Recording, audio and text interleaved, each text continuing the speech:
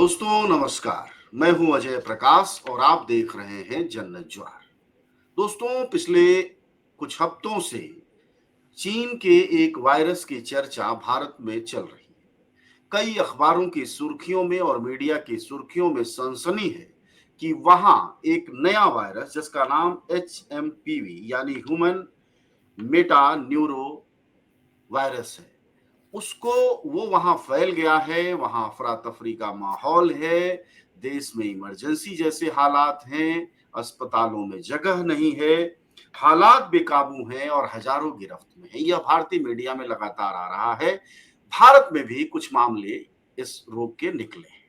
हमारे साथ इस वक्त चीन से में ही रहने वाले पत्रकार हैं जो भारत से हैं। वह वहाँ पत्रकारिता करते हैं।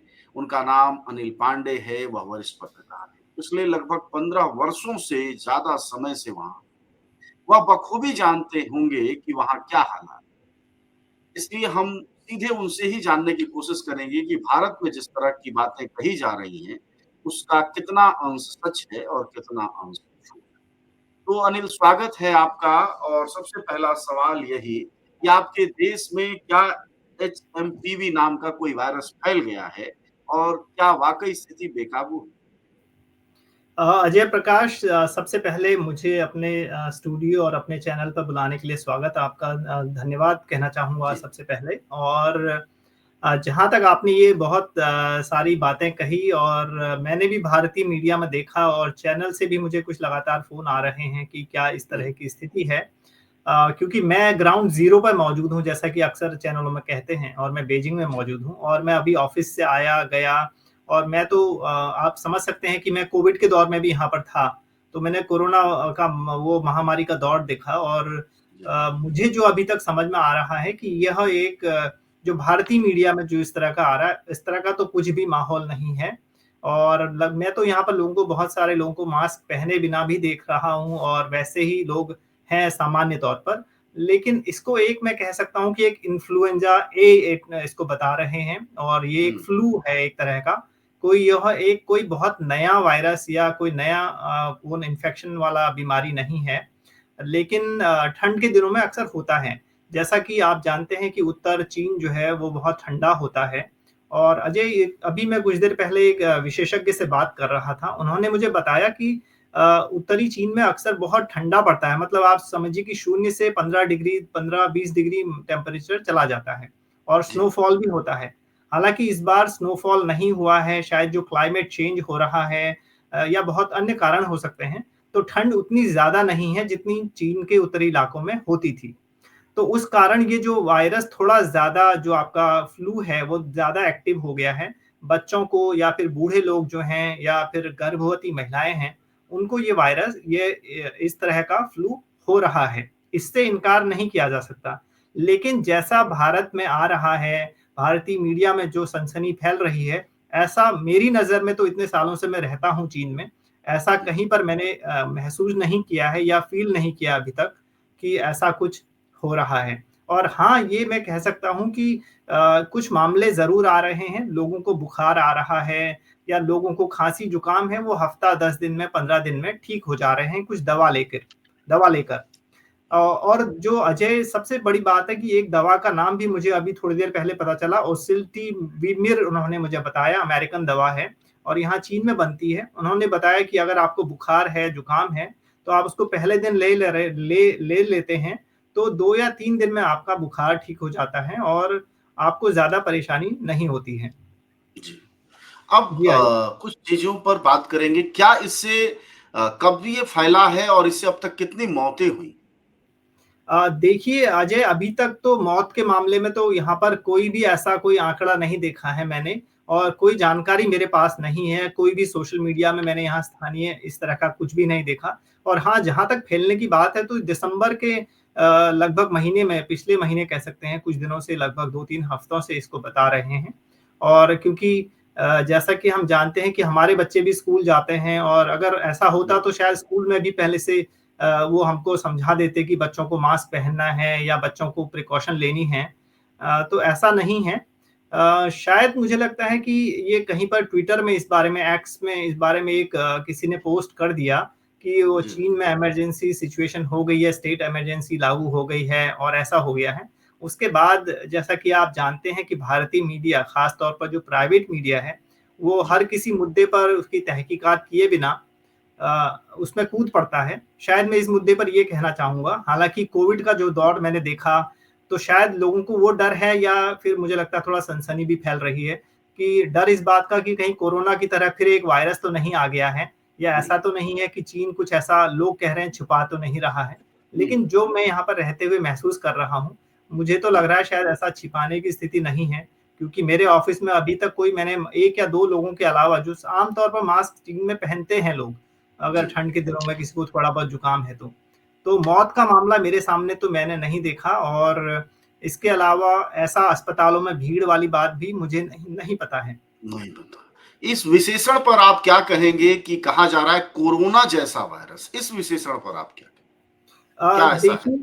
देखिए बात ये हो गई है कि कोरोना ने इतना इतना तबाही मचाई, इतना हवा मचाया, तो लोगों को लगता है कि अब अगर जुकाम, बुखार है या फिर फ्लू है, तो शायद वो कोरोना का रूप ले सकता है, क्योंकि इसके लक्षण भी लगभग उस तरह के हैं, क्योंकि इसमें भी साँस लेने में दिक्कत होती है, इसमें भी आपको बुखार आता है, इसमें भी आपका शरीर में दर्द होता है और यह भी जो प्रतिरोधक क्षमता जिनका इम्यून सिस्टम कमज़ोर होता है, उनको ज़्यादा पकड़ता है।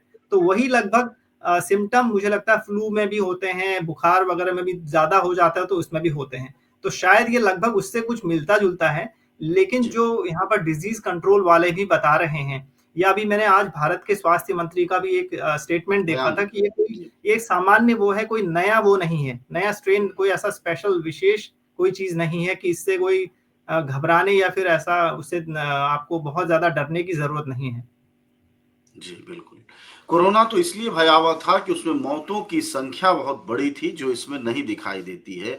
लेकिन जो तस्वीरें सोशल मीडिया पर चीन से आई, अब पता नहीं वो चीन की थी, हालाँकि चेहरे वो मंगोल चेहरे ही थे, जो चाइनीज़ लोगों के होते हैं, वैसे दिख रहे थे, तो बहुत अफ़रा-तफ़री का माहौल था।